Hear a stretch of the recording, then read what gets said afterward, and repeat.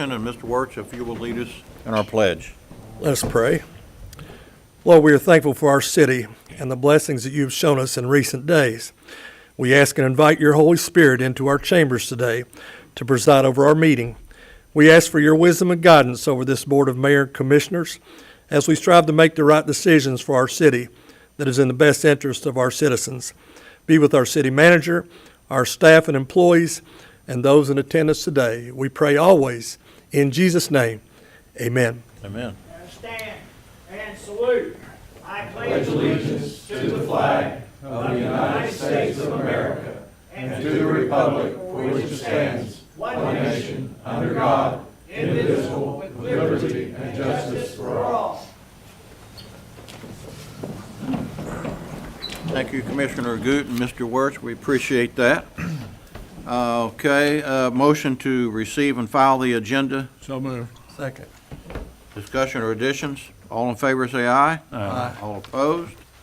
All right, a motion to receive and file the minutes for the January 8th, 2026 meeting. So moved. Second. Any additions or changes, corrections? All in favor say aye. Aye. All opposed?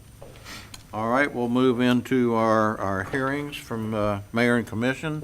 Mr. Goot, we'll start with you this time. Just want to welcome everybody to our meeting. I'm going to be brief. I'm just thankful for our staff who's got their heads together on this storm that's coming up, and everybody's on the same page. Thank you, Todd, for your communication, and Steve and Mark Hall. And I'm thankful for our staff and their speedy looking over this storm that we have on our way.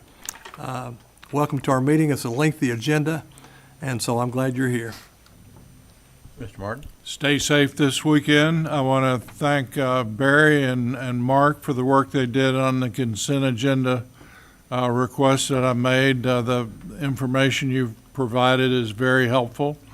I think the public will find it edifying as well. I appreciate the work that you put in, and Very good. thank you. I'll go ahead and go. One thing that I did receive, I received a very good compliment on our department for water. I think Mark was telling you about that earlier, out on Skyline Drive, that they were worked on the coal and got it done. So we've had 2 calls on that. So I don't know what they did out there that was, but they've done a great job, and we appreciate, when we have these water breaks, when the pipes expand and contract. It's a problem that every city in the nation has, and we try to get on it as quick as we can, and we have a terrific crew. I responded to the message that was sent to me complimenting them. I said, the greatest asset that we have is our people, not only the people that do the work, but also the people that we serve and the people that we do the work for. So we appreciate that. We have a cake count, which is coming up on the 28th. That'll be conducted from a group here of volunteers in the area to count our homeless in the area. So we'll try to get it as accurate as possible, but that'll be done on the 28th. And during the public participation, I did ask Mr. Martin to come and give a short presentation on what the chamber is doing, and to kind of keep us up to date. So that'll be coming up here soon. All right, Commissioner Reimer. So I want to welcome everyone here today. I put a little thing together here. It says, this weekend our city and the surrounding region face the possibility of significant winter storm, with forecasts predicting heavy snowfall ranging from several inches to over a foot. Residents are urged to prioritize safety during this potentially hazardous weather event, to avoid driving unless absolutely necessary, as roads conditions may become dangerous. A little note here, our street department currently has over 600 tons of salt on hand, ready to face this storm head on.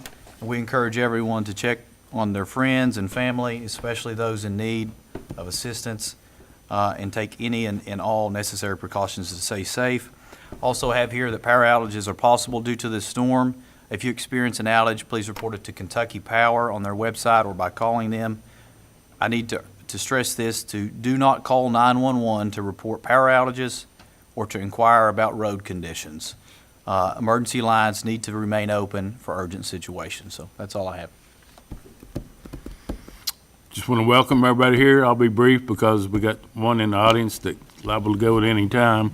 But I will say, rest up, Sean Murray.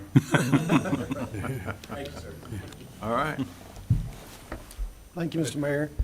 I would yield my time to Mr. Workman for our annual audit presentation. Okay. Workman? Move these kind of out of the way right here, if that's all right. Anthony Workman with Kelly Galloway, Smith Goolsby, the audit director on the audit again this year. We'll go ahead and say appreciate everyone's help on getting the audit completed. If you have a book in front of you, you know, it's not necessary. It's pretty heavy duty. Kill a few flies with it, easily swatting them. So I'm gonna hit some high points in the audit. As you can see, it's very thick. So if after the meeting or another point in time, if you have questions or concerns, you can get my phone number, my email address. I'd be happy to address any questions or you have. If I can't answer them here, or just once you actually get through and be able to look at it in detail yourself, feel free to ask me, to contact me later. So, like I said, I will hit some high points. About 3 pages in is our independent auditor's report. It states we have audited the company financial statements of the city for the year ending June 30th, 2025, and our opinion is in the second paragraph. There it states that the financial statements referred to above present fairly in all material respects the financial position and the activity of the city for that year end. So it's what's considered a clean or an unmodified audit report. On page 4 starts the management's discussion and analysis. This breaks down some information prepared by the finance department, provides analysis and comparisons to prior year, and some budgetary highlights and a few things. I won't go through that, just kind of want to point it out. Our responsibility for this is to make sure it doesn't disagree with the financial statements, and we did not know the issues there. The first statement I will point out is over on page 18, and it starts at, well, I'm sorry, page 19, I apologize. This is a statement of net position. It is essentially the balance sheet. If you looked at the city as a whole, it includes every fund of the city, not just the general fund, all the business type activities such as utility fund, bus system, the parking garage. It consolidates all those on this statement here. At the end of the year, overall cash between every fund was about $48 million. The issue with that is almost, I'd say 32 of that was restricted. You had about $12.5 million restricted as part of the ARPA grant money still sitting there, and another $12.5 in conference center grant money that's included in that amount, and then another $7 million in bond proceeds that were still out there for the conference center at the end of the year. On the following page, the liabilities of the city, there was about $60 million in long-term liability. Oh, I'm sorry, $60 million in net pension liabilities. That's the retirement liabilities that go along with the state every year. The city can't really control those. There is about a little over $5 million for the police and fire and the utility pension that's still hanging out there. That's been decreasing over the years. All the city can really do is for the county or for the state retirement is pay what's required as part of the payroll as a percentage. Now that percentage rate has been decreasing over the past couple of years, and it's supposed to decrease next year.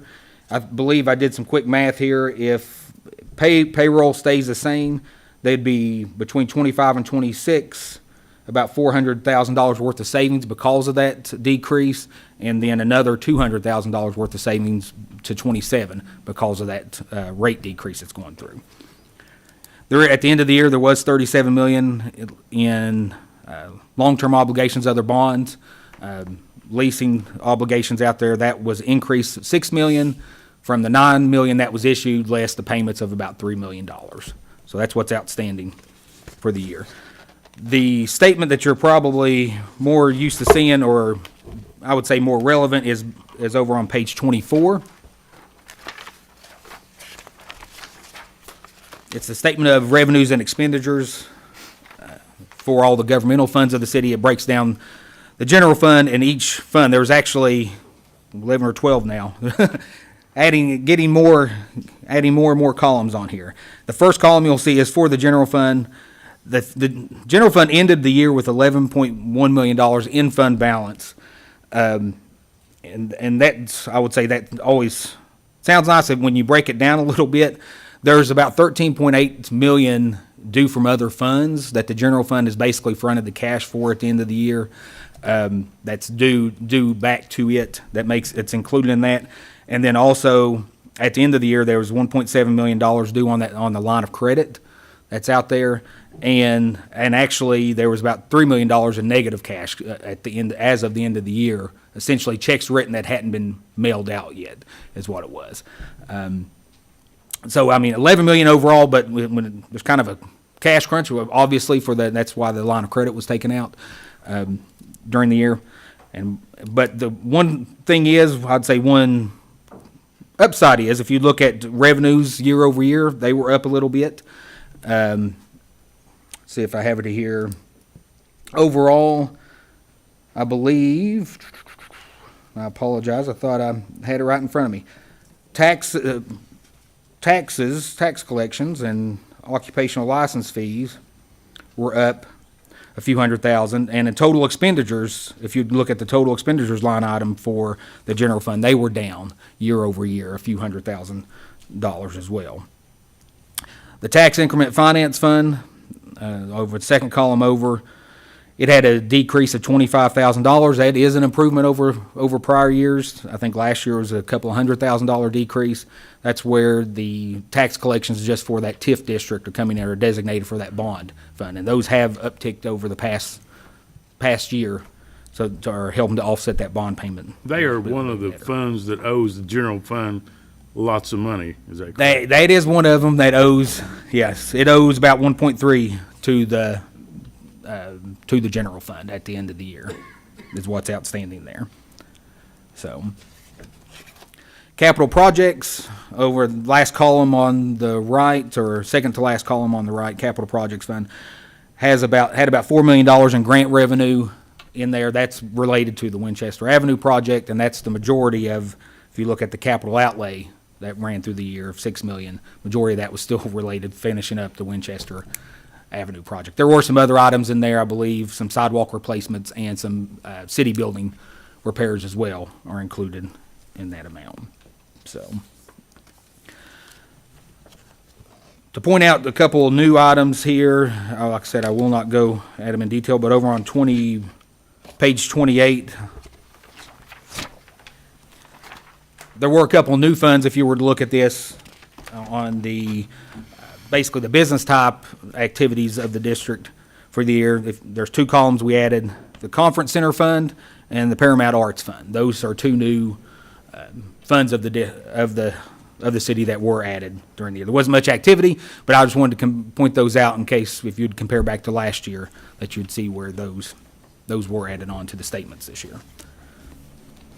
So starting on page 45 is actually the footnotes to the financial statements. And that's probably 45, probably the next 30 pages or so. I won't go through all of them. I'll hit a couple. The first footnote just goes over the reported entity. The second is the accounting policies the city utilizes, which are considered generally accepted, that if you were to compare to other cities within the state, they would have very similar policies that the city utilizes in their statements to prepare their financial statements. So on page 54, like I said, I'm just going to point out a couple here. It's the capital asset footnote 6. You can see the breakdown of the increases and the changes in what the city has spent on capital projects during the year. The one on page 55, it's broken down by governmental activities and business type activities. Over on page 55, business type activity, the majority, of course, being the utility fund. You can see overall there was about an $18 million increase in additions, offset with last year. So in net, it's about $9 million. Most of that has to do with water plant repairs, water plant project, and things of that nature. But then the following footnotes, 7 and 8, go through the retirement obligations of the city. Quite a bit disclosed in here, assumptions used in calculating those retirement obligations. All this is required to be included. I was going to say if you want to see what the discount rates were, what the projected cash flows were, it is included in there. The other footnote I want to point out is on page 69, the long-term obligations. Actually, it breaks down the outstanding bonds of the city at the end of the year and the activity for the year. You can see added on the general obligation bond for 2024, the 9.9 million, and being offset by the payments. But I did want to show that you can see the activity within those bond payments. And following that, there is actually for the next, I believe, 5 pages, there's actually a payment schedule you can see over the next five years and every 5 years after that for each individual outstanding bond. On page 77, I kind of always like to point this out. You can see there's a summary of the health insurance claims for the year. About middle of the page as far as summarizing the claims liability on the health insurance. Over year, there's about an $800,000 increase in claims on the health insurance fund. It ended the year at almost $5.5 million of claims processed for employee health insurance. Was that basically the amount we were paying or number? That is the claims. The number would be this claims payment. So if you look over that next column over, that's the actual amount that was actually paid out in cash during the year, that 5.1. The second column from the right, claims payment. So the liability increased toward the end of the year, but yes, a little over $5 million was actually paid out in health insurance claims during the year. The next statement over on page 103. Following that, there's I would say a bunch of required disclosures on most. Oh, sorry, hit the microphone on the retirement plan. But over on page 103, this is the schedule of expenditures of federal awards. This shows all the federal awards that flow through the city during the year. And we are required, as part of a single audit, to test certain major programs. We go through a risk assessment and look at usually more of the higher dollar programs. This year we looked at the Housing Choice Voucher Program, which is usually right up there, a little over $4 million every year, and the still left over of the Coronavirus Local Fiscal Recovery Funds, which is essentially the ARPA money. We looked at both of those. We do have some compliance and internal control items over in the back for the voucher fund, for the Housing Choice Voucher, for the Section 8 program, essentially. I think we've talked to the city manager and the director over that and gave some recommendations that they're going through. Nothing was considered material noncompliance that would require any sort of qualifying of the report or anything, but there's other recommendations and compliance items that are included on there.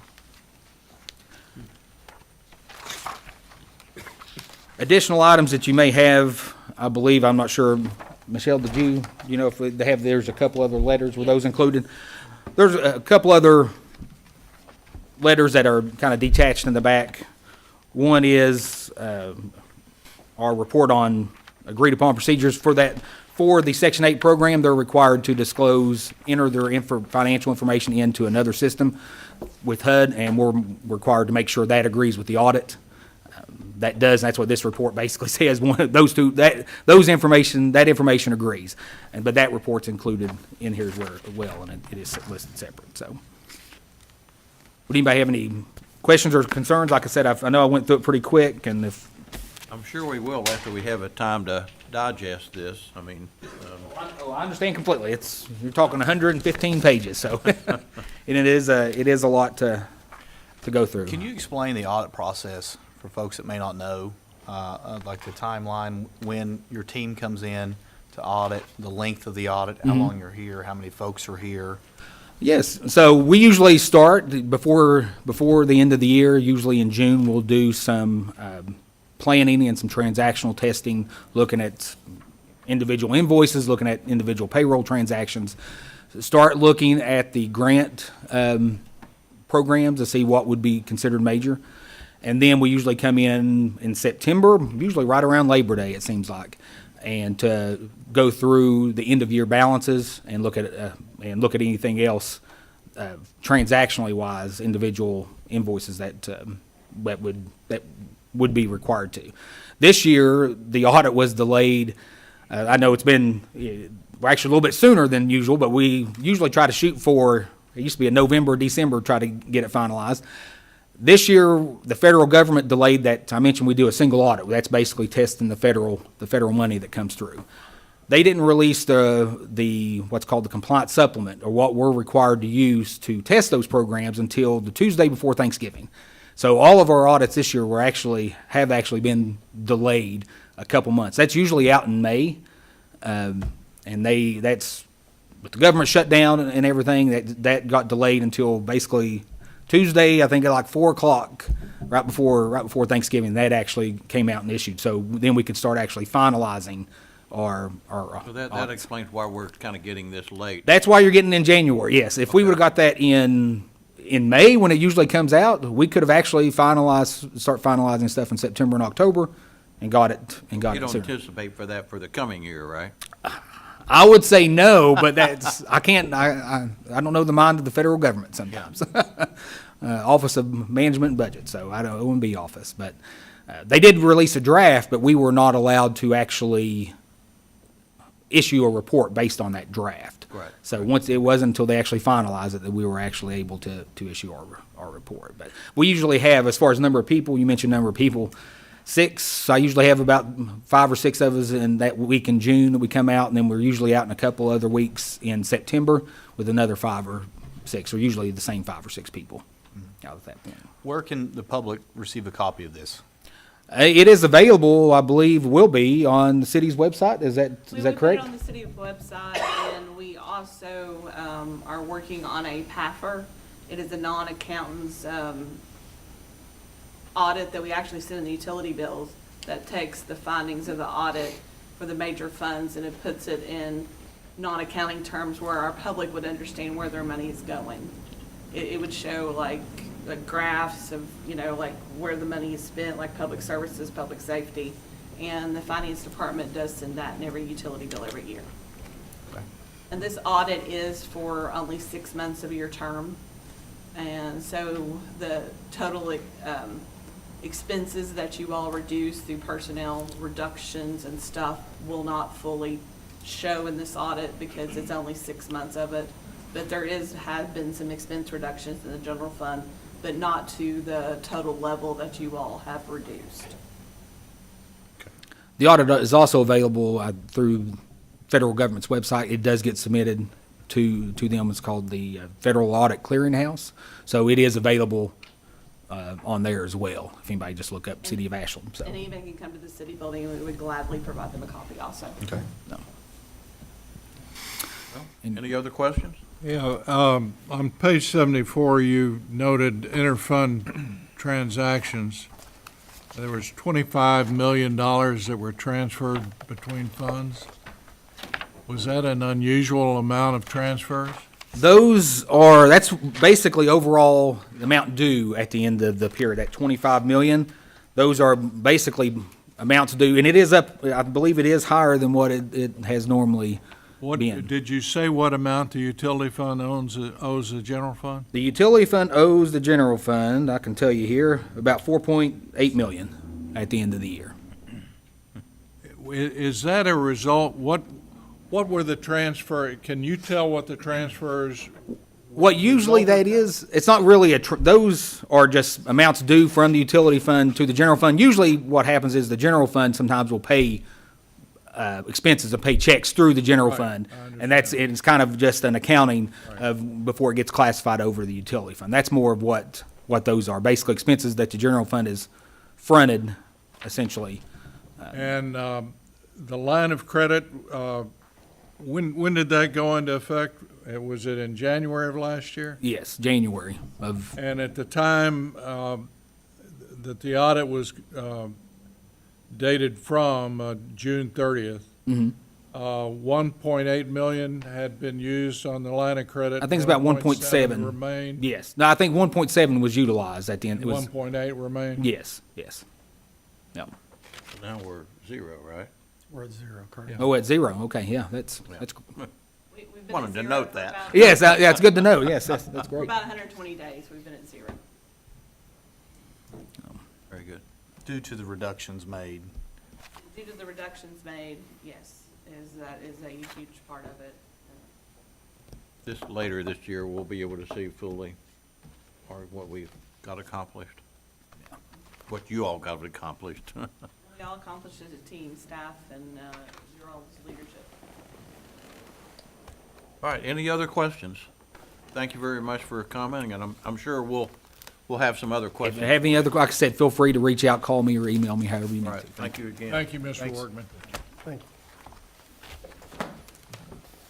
All right, any other, Mr. City Manager? No, sir. All right. Let's move on to our public participation. Mr. Martin, if you want to go ahead.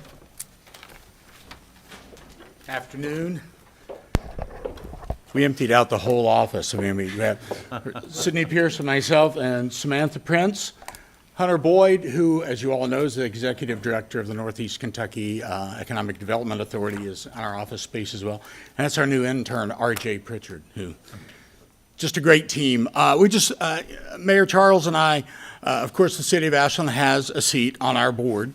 The mayor and I were talking about, at our last meeting, we gave kind of a recap of what had gone on in 25. He asked us to come in, do that. We're always happy to do this. Thank you guys for showing up at the events last week, the business after hours. Always something going on. We have grounds for discussion coming to Ashland here in 2, maybe 3 weeks as we keep moving around.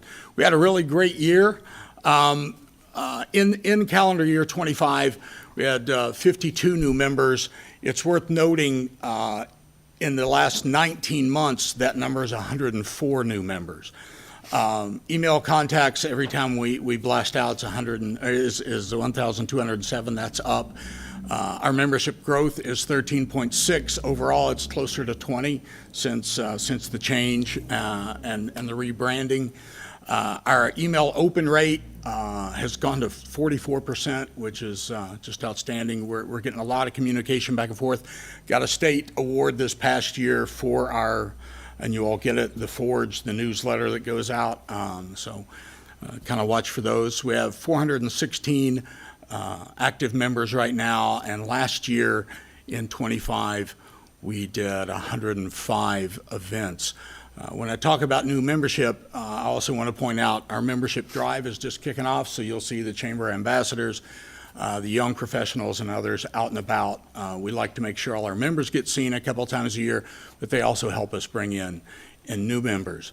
Our next slide is about programs, and I want to turn that over to Sidney Pierce as she works more closely with the programs than I do, so yeah. Yeah, thanks, Scott. So our chamber programs, that's our biggest outreach into the community. So we oversee, we're the chamber that serves Boyd and Greenup counties. So all of these programs are available to everyone therein. Our community leadership development program just wrapped up in October. We are the longest standing community leadership program in the state of Kentucky when it comes to chambers. So we're really proud of that. And I know we have several City of Ashland employees who have gone through that, so we appreciate your all support. This is open to any emerging leader in the community. So any business owner that has anyone that they might see like a spark of leadership in, or they might want to just develop those skills a little bit better, this is a great program for them. The applications for that for this year's program open in June of 2026. There's going to be some more information on our website about that. We also have our Youth Leadership of Boyd and Greenup counties. So that program is for high school juniors. This program has been going on, I think, for 30-something years now, and we are super proud of it. The evolution that it's made just in the past few years has been excellent. We're really taking into account what the kids need, what they get out of this experience, and what it means to them. So we're trying to integrate more technology, and we all know AI is coming to take over the world. But so we're expanding our program to make it make sense for the students and make the skills that they learn there applicable as they move forward in their career. In any high school junior, any current sophomore, incoming junior, those applications will open in March of 2026, and there will be more information on our website about that as well. And then we will be reaching out to the schools directly for more about that program. The Young Professionals Association is our networking group of any young professional in the area who is 45 or under. It's a great chance to connect with like-minded individuals who are kind of in the same growing. We get together at least 3 times a month. Most of them are more laid back, just getting together, building our professional network, and knowing who we can rely on when we need something in the community. We also have 2 big projects that we do every year. So we have our backpack program. So we work with the schools directly, the resource centers. We get names of students who are in need of school supplies for the next year. So the young professionals this past year filled over 400 backpacks for students. So that's been our main focus. We also have a scholarship at ACTC that we fund every year. Our biggest fundraiser for that is the YPA Winter Classic, which is going to be on March 3rd of this year. So I invite all of you all to participate. That's going to be a really fun event. More events for the YPA can be found on our website as well. And I think there is a QR code to our website on the next slide. Yes, so. Yeah, so, I mean, that's pretty much it. We're a block away. I love the fact that we can come down to the meetings more frequently now, and things are kind of rolling well. Check out the website. Lots of information. There's our event calendar. There's also a community calendar, so anything you need to put on it, just absolutely, you can. You all have your own secure login. But that's pretty much it. We just want to say thank you for all the support. Thanks for being there for us. And anything you need from the Northeast Chamber, we're just... Well, we appreciate your report and actually what you've done of increasing the membership. And with economic development, I mean, this commission, now we've got a lot of things out of the way. We'll be focusing this year on a lot of our economic development efforts. So I'm sure we'll be reaching out and collaborating. Love to see you guys anytime. Do you have any questions? Anybody? Thank you again and your team for coming and presenting to us. Oh, Thank you so much. we just beat the blizzard, and ours, we're like 112 pages shorter than Anthony. Thank you. Thank you very much. All right, any other individuals would like to address the commission? If you'll state your name and your address. Mike Maynard, 1819 Eloise Street, with Hillcrest Bruce Mission. And so it seems fitting in January to kind of give you a roll-up, kind of just like how Scott did. And it's because we receive a significant amount of funding from you all through CBDG, through the opioid abatement funds, and to know what that investment in the mission does for the community.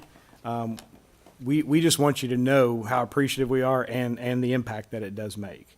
And so, and when I was here last time, I know DJ had asked about our Christmas store and things like that. And so we had 1,501 shoppers at our Christmas store for the 3 weeks in December. And we sold 16,755 items. Most we've ever done. And it's, the average shopper spent $7 on 11 items. And so that makes a huge difference in folks that can say that they bought Christmas for their kid. And so that was a blessing. We also do a Christmas present program for kids in our service area, which is between 6th and 13th Street here in Ashland. and our senior citizens that we deliver food to. 198 children received presents, and that was because of churches, businesses, and a lot of individuals that adopted these kids and these senior citizens. Had 185 senior citizens that got Christmas presents this year. And so you may think that, well, CBDG doesn't fund Christmas presents or things like that, but the money that we get from CBDG that is directed toward whether it's operational expenses or for the food pantry, it frees up other donor money that comes in then. Instead of having to be spent on that, we can use it to do these things. So you get credit for that because the money that we get from you enables us to do all these other things. And we talk to the Kentucky Colonels about that all the time. They fund us for a food pantry, but it goes to so much more. Our dental program, which we'll be expanding here shortly, we're in our 18th month now. It was a year and a half ago when we did the big event here at the Transportation Center, and we hit our 2,000th appointment 3 weeks ago out of the program, and it looks like we're averaging about 2 more patients per day already this year than what we did last year. And so we remain the only dentist in Boyd County taking Medicaid at this time. Right now, there's about 400 families that receive a monthly food box from us. We have 450 seniors that get a commodity box from USDA. So a total of about 750 food boxes that go out every single month. And out of those, 350 of those boxes are delivered to homebound seniors that can't get to us or can't get out to get food. And so that is probably about the biggest blessing for us to be able to do. Daniel and Casey and the other volunteers that do that are able to go out with folks and not just deliver food, but just to find out how they're doing and if there's other things that they need. And then the other part I'll cover is the biggest part is our work placement program, which is focused around folks who want to get ahead and want to succeed, and they just need help getting over barriers. And so the goal of that program is to help make people self-sufficient so that they don't need assistance on a regular basis. And so last year, we were able to help 12 people find stable housing that were homeless. That brings us up to 40 people that we've helped get housing. We had 12 people who passed their permit or their driver's license. Sometimes if you don't have a vehicle or your family doesn't have a vehicle, it's just not important. And so that takes us to 43 people that we've helped get a permit or driver's license. And that does include 3 people who got their CDL who are working in jobs making really good money through that. Here in the last 2 weeks, we have gifted 2 vehicles to folks. And the last one, very special, a lady who had come into our work placement program, hit the ground running, got into the paid internship part of our program, started college, had a vehicle when she came in the program, broke down. And she borrowed her son's car, and he got a job in Richmond, was leaving at the end of this month. And so she didn't know what she was going to do about a vehicle because she lives out in the county and she has to take care of her kid, get to school, get to the mission for work. And a couple in the community donated a vehicle to Phillips Body Shop. They fixed it, gave it to us so that we could then gift it to her. And so that enabled her, she started back to school on this last Tuesday. And so without that vehicle, she would not have been able to continue college. Mike, would you like to recognize the other people who gave you vehicles to give away? Oh my gosh. Yes, absolutely. So I know I'm over time, but we have a partnership through United Way with Tri-State Auto Connection. We have received 3 vehicles from them that has went to folks. King's Daughters has donated vehicles to us. We have gotten vehicles from Fairview Baptist. We have gotten, so the vehicle registration office actually has had 2 people that had bought a car, didn't know what they were going to do with their old car. They told them to get a hold of us, and so we were able to get vehicles from individuals that were getting other vehicles registered. It is a network of folks who, the very first one called me and said, is there a way I can donate my car to you? They weren't going to give me much for it. And I was like, we'll figure out how. And that first vehicle, it was a van, went to a guy who lived at DeBoard Terrace, was walking to the mission to get his hours in, wanted to start college and couldn't because he didn't have a vehicle. And that vehicle went to him so that he could start college. And so these aren't just vehicles that go to people just to make it more convenient or make it easier. These are vehicles that enable people to go to school or to get to work. And that impacts the community. We've had our 34th person that's earned their GED. We have had 14 more people start college this year, brings us to a total of 86. We had 11 more people that graduated from college this year, our biggest year. That takes us to 36 folks that so that was, wait a minute, nope, 86. 11 more graduated, takes us to 31. And the biggest thing, 38 people out of our program went to work this year. And that took us to 203 people that have started work out of our program. And then here, just in the last month, our 12th person became a homeowner. And we had 5 homeowners just this last year. And that lady who became a homeowner, she was able to get her home because she could afford it, because she had a job, because her brother gave her his car. That car her brother gave her was a car that we gifted to him when he was in our program and started ACTC. And so all of these good things are made possible by the support that we get from United Way, from Kentucky Kernels, from River Cities Harvest, from the city. The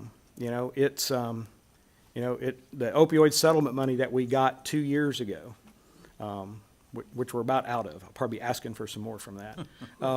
But it's went to people who are able to walk along with these folks who want to be able to provide a better life for their family and can't do it just because it's just too hard.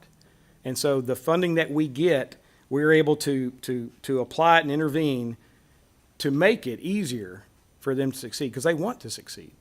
They want to do better. They just need somebody to walk along with them and to help them. And so thank you. Thank you for believing in us and providing the funding that you do through CBDG and opioid and all the other ways that you do. We appreciate your work. And appreciate the personal support, that you drop off donations to us, you save up egg cartons and all that kind of stuff. But it's a blessing to be here in Ashland in this community and the support that we get from this whole community. So thank you. Thank you, Mr. Maynard. Thank you, Mike. Thanks, Mike. All right, any others like to address the commission? Hearing none, we'll move on to our old business. Mr. Wheeler. Item A. Second reading and final adoption of an ordinance entitled, an ordinance of the City of Ashland, Kentucky, approving and adopting an amended cafeteria plan agreement between the City of Ashland, Kentucky and McGregor and Associates, Inc., previously adopted by ordinance number 86, series of 2020, and authorizing and directing the mayor to execute any and all documents necessary for implementation of said amended plan. So moved. Second. Discussion? All in favor, say aye. Aye. All opposed? Item B. Second reading and final adoption of an ordinance entitled, an ordinance of the City of Ashland, Kentucky, authorizing and directing the mayor to execute an agreement with Neighbors Helping Neighbors, Inc., the subrecipient of $300,000 for roof replacement at the neighborhood located at 2516 Carter Avenue from the Community Development Block Grant Fund. So moved. Second. Second. Discussion? All in favor, say aye. Aye. All opposed? I abstain. Item C. Second reading and final adoption of an ordinance entitled, an ordinance of the City of Ashland, Kentucky, authorizing and directing the mayor to execute an agreement with Safe Harbor of Northeast Kentucky, Inc., the subrecipient of $60,000 for roof replacement on building number 2 from the Community Development Block Grant Fund. So moved. Second. Discussion? All in favor, say aye. Aye. All opposed? Item D. Second reading and final adoption of an ordinance entitled, an ordinance of the City of Ashland, Kentucky, authorizing and directing the mayor to execute a contract with Lights Enterprises, Inc. for the purchase of all labor, materials, equipment, and services for the demolition and removal of all debris at 425 30th Street and 429 30th Street in the amount of $12,450 for the Department of Community and Economic Development to be paid from the general fund. So moved. Second? Second. Discussion? All in favor, say aye. Aye. All opposed? All right, item E. Second reading and final adoption of an ordinance entitled, "An Ordinance of the City of Ashland, Kentucky authorizing and directing the mayor to execute a contract with Lights Enterprises, Inc. for the purchase of all labor, materials, equipment, and services for the demolition and removal of all debris at 924 Prospect Avenue and 934 Prospect Avenue in the amount of $42,898 for the Department of Community and Economic Development to be paid from the Community Development Block Grant Funds." So moved. Second. Discussion? Seems like a lot of these properties we're getting now that are right next to each other. Yeah. These needed to go for a long time. The neighbors are ecstatic. How many will this be for us to have completed? They've done 25 so far in 2025. I think the grand total, I don't know the grand total, probably close to 100, or if not more, Wow. over time. But in 2025, we're at 25 properties. Okay. Are these two properties quite a bit bigger than what we normally They're take two down? Because stories. They're on the hill there on Prospect. That's a real tough place to. They're on the hillside. Out of, Yeah. That's what causes them. The CDBG funds, they have to make sure these put down wage, so that's all right, any other discussion? All in favor, say aye. Aye. All opposed? Item F. Second reading and final adoption of an ordinance entitled, "An Ordinance of the City of Ashland, Kentucky, repealing Ordinance 152, 2025, which authorized a contract between the City of Ashland and Cosby Construction LLC for the sidewalk replacement project Phase 3 in the amount of $280,716 for the Department of Engineering." So, First and a second, any discussion? All in favor, say aye. Aye. All opposed? Item G. Second reading and final adoption of an ordinance entitled, "An Ordinance of the City of Ashland, Kentucky authorizing and directing the mayor to execute a construction contract between the City of Ashland and Leidy Contracting LLC for the sidewalk replacement project Phase 3 in the amount of $327,512.60 for the Department of Engineering." so moved. Second. Discussion? Yeah, at the last meeting, we said this was basically to take up the contract that was canceled, but when I read the summary, it says existing sidewalk, curb cuts, driveway, entrances, various streets, all areas of the city. Is there more work in this than just what was being covered by Cosby? No, this is the exact same bid that was bid out. Okay, Lottie's the second lowest bidder. that's all I have. Thank you. I got one quick question. Let's say a water line breaks and we have to tear up a sidewalk to fix it. What fund does that come out of? Does that come out of this fund? Does that come out of the utility fund? I believe it comes out of the utility fund through our patch contract. That's Okay. correct. Yeah. Utility fund. Thank you. All right, all in favor, say aye. Aye. All opposed? Item H. Second reading and final adoption of an ordinance entitled, "An Ordinance of the City of Ashland, Kentucky adopting by reference updated procurement regulations for the City of Ashland, Kentucky, January 2026, and repealing ordinance number 49, series of 2023." So moved. Second. Discussion? All in favor, say aye. Aye. All opposed? Item I. Second reading and final adoption of an ordinance entitled, "An Ordinance of the City of Ashland, Kentucky amending Section 2 of Ordinance Number 93, Series of 2025, which is commonly known and referred to as the FY 2025-2026 Budget Ordinance of the City of Ashland." So moved. Second. Discussion? All in favor, say aye. Aye. All opposed? Our consent agenda. A resolution of the City of Ashland, Kentucky adopting, authorizing, and approving the course of action presented by the city manager on the items appearing on the consent agenda for the regular meeting of the Board of City Commissioners of January 22nd, 2026. So moved. Second. First and a second, discussion? Thank you for all the detail on here. Absolutely. Makes a big difference. Chief Alley, on this air system, will that actually be on Rescue One? I mean, is that how they do that, or? Mayor and Commissioners, yes, it will actually be a piece of equipment that is installed on that unit by the factory that manufactured the unit. Oh, okay, so it'll be out of service for a while? Approximately, we're looking at about a week. Oh, okay. Okay, all right. Thank you. Chief, while you're up, do we have an update on engine 3, the one the tree fell on? It returned to service this past Friday and is back in service at South Ashland. Good deal. Thank you. Let's see. I think that's all I had. All right, any other discussion? Yeah, just quick with Mr. Hoff. How's the reservoir going?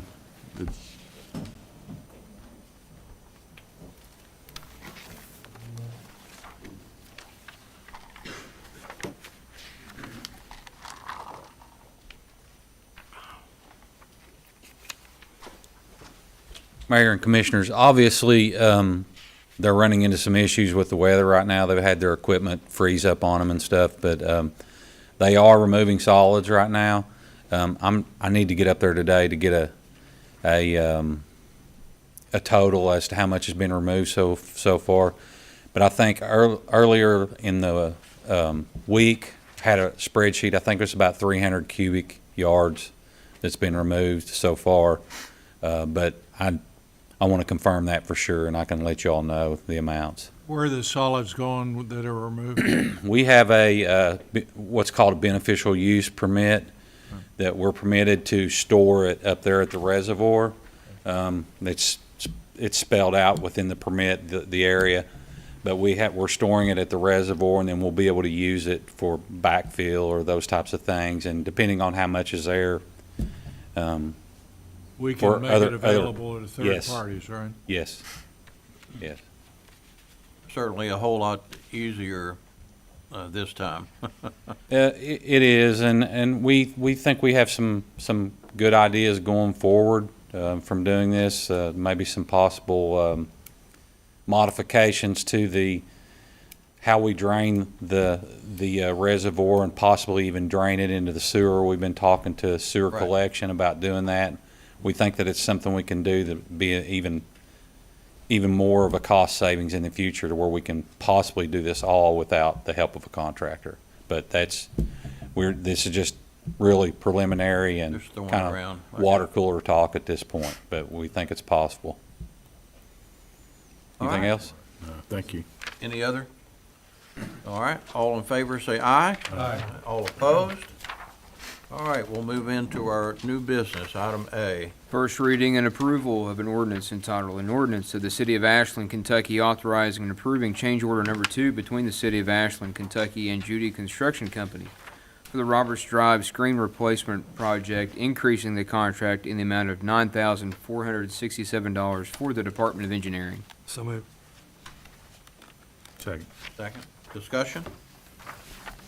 All in favor, say aye. Aye. All opposed? Item B. First reading and approval of an ordinance entitled, an ordinance of the City of Ashland, Kentucky authorizing and directing the mayor to execute a contract between the City of Ashland, Kentucky and Tri-State Construction and Enterprises LLC for the Ashland Fire Department shower installation project in the amount of $53,860. So moved. Second. Discussion? I mean, Is that's this a pretty good budgeted price. item, Mr. City Manager? It's pending a budget adjustment. Pending a budget adjustment. Yes. All right, all in favor, say aye. Aye. All opposed? Item C. First reading and approval of an ordinance entitled, an ordinance of the City of Ashland, Kentucky authorizing and directing the mayor to execute a service agreement between the City of Ashland, Kentucky and United Diagnostic Services LLC to provide on-site screening services for employees. So moved. Second. Discussion? Is this only for the fire department, or is it available for other city employees? It's citywide. Good, Is that correct, Samantha? That's correct. good. Thank you. All employees. Excellent. All right, any other discussion? Very good program. Yes, we're excited about this. And Ms. Salyers did a great job of going out and finding the best rate, situation, solution, and I believe we're going to do this at the fire department. Is that right? So thank you, Chief Alley, Annual- for accommodating. Annual deal. Thank you, Sam. Good job. All right, all in favor say aye. Aye. All opposed? Item D, First reading and approval of an ordinance entitled, an ordinance of the City of Ashland, Kentucky, authorizing and directing the mayor to execute a contract between the City of Ashland and LC United Painting Company, Inc. in the amount of $367,500 for the High Knob Water Storage Tank Rehabilitation Project for the Department of Utilities. So moved. Second. discussion? I know this seems like an awful lot of work, you know, to that, that water storage tank. Should be almost brand new. All right, all in favor say aye. Aye. All opposed? Item E, First reading and approval of an ordinance entitled, an ordinance of the City of Ashland, Kentucky, authorizing and approving change order number 1 between the City of Ashland, Kentucky and Everett J. Prescott, Inc. for the 13th Street Underground Tank Project, increasing the contract in the amount of $2,023.60 for the Department of Engineering. So moved. Second. discussion? All in favor say aye. Aye. All opposed? Item F, Reading and adoption of a municipal order entitled, a municipal order of the City of Ashland, Kentucky, authorizing and directing the mayor to execute an application for the Kentucky Fire Commission Personal Protective Equipment Grant in the amount of $7,000 for the Ashland Fire Department. So moved. Second. all in favor say aye. Aye. All opposed? Item G, Reading and adoption of a municipal order entitled, a municipal order of the City of Ashland, Kentucky, authorizing and directing the mayor to execute a temporary construction easement between the City of Ashland, Kentucky and Mad Ventures LLC regarding the Spring Park Sanitary Sewer Project. So moved. Second. discussion? All in favor say aye. Aye. All opposed? Item H, Reading and adoption of a municipal order entitled, a municipal order of the City of Ashland, Kentucky, authorizing and approving acceptance of safety grant funds in the amount not to exceed $2,500 and authorizing and directing the mayor to execute any and all documents related to said grant acceptance from Kentucky Employers Mutual Insurance. So moved. motion first and a second. All in favor say aye. Aye. All opposed? All right, we'll move into the executive. Actually, Mayor, we have one add-on, carry-up item. It's a request from Ashland, Boyd County, Calixburg Office of Emergency Management, Tim England, declaring a local state of emergency for this weekend's upcoming forecast. After spoke with Chief Kelly last night, we thought maybe we'd try to do this preemptively instead of retroactively this time. So Good idea. simply a resolution of the City of Ashland, Kentucky, declaring a local state of emergency effective January 24th, 2026. So moved. Second. Discussion? I think that's good thinking ahead, really good. All in favor say aye. Aye. All opposed? Mayor, one other thing, we talked about maybe coming up with a proposed ordinance amendment on data centers. Yes. And I hope that maybe we're going along those lines for maybe a conditional use so that we have some control if a developer wants to put one of those in the city. Well, you want to make that in form of a motion to let them I work on that? will if it's appropriate.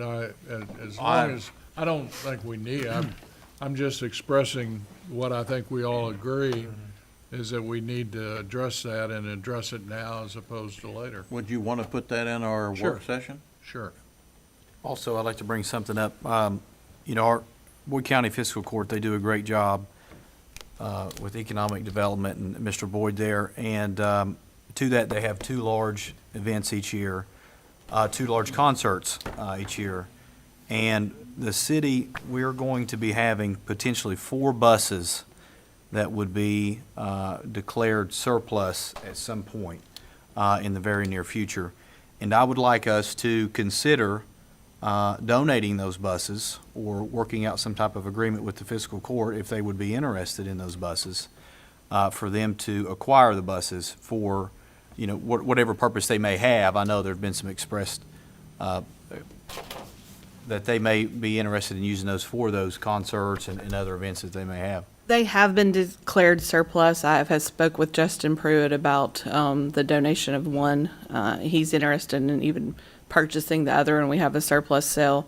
But they also use them, and the city has let them borrow them for their events when we were actually using them. They use them for the Little League events. They actually transport parents and grandparents out to the field because there's parking problems on opening day. They've used them for events. They have events in the fall where they have hay rides. They do it with parking and other events, but they have expressed interest in the buses. Well, by transferring them, we would transfer the maintenance cost and all over to them if. And it would also They're there. It's Yeah, theirs. they're theirs. It would also get them off our insurance. And it would be insurance that they would be assuming and all that. By state law, we can transfer from government unit to government unit without compensation, so I think we ought to go forward with it. You know, I think we ought to do it, and this is a way for us to, you know, continue to build on our collaboration, working with the county. Right. And there's been some things that I've had discussion with Judge Cheney and some of the commissioners, and even Michelle Veach about in the future, maybe a work session topic of collaborating to purchase bulk salt, vehicle equipment. We ought to look toward having a joint meeting sometime. I think that'd be in the great. future. Going to be my suggestion. I'm all for it if they throw in some Leonard Skinner tickets. Who's Leonard Skinner? I knew that was coming now. Okay, I'm gonna get control here. Aaron's All band right, probably so plays some you can bring Skinner. that material to us and what we Yeah, need to do. you have already declared them surplus. I would have to ask Mr. Wheeler how I guess it'd It's be a just lease one we have agreement. right now that's surplus? We have 4. That's all of We 4. need, Mr. Wheeler, a motion authorizing the mayor to execute any documentation necessary to make that transfer. I think it sounds good. That sounds good. That's a motion. That's a motion. And I'll second that motion. Okay. All in favor, say aye. Aye. All opposed? You get that, Madam Clerk? Yes. Got it. Good job. All right, very good. Any other, need to come before the board before we go into executive session? I want to tell Sonny, working for the MCA is a good song to start out with Skinner. Yes, yeah. Oh, okay, so when we come back, we probably will just do a recess for our work session, which is on the 28th at noon? Is that right? Yes, sir, I think it's Noon? noon, yes. Yes. The 28th at noon, so we'll do that. All right, well, the motion to go Move into to go on executive to session. discuss litigation, personnel, individual personnel matters. I think it's potential litigation and property acquisition. Okay. So move. Second. All in favor? Aye. Aye. All opposed? Do it.